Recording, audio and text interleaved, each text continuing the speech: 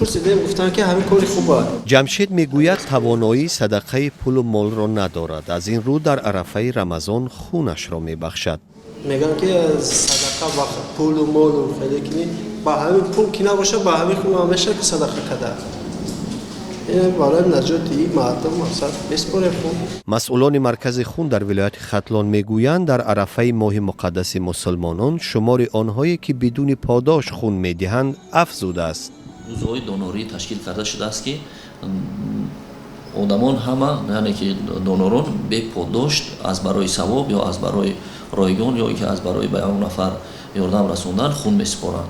ختلان 2300 نفر دونر دارد. برای هر بار خون سپردن از 50 تا 70 سومانی میپردازند. شمار آنهایی که به پاداش خون داده اند به 508 نفر رسیده است.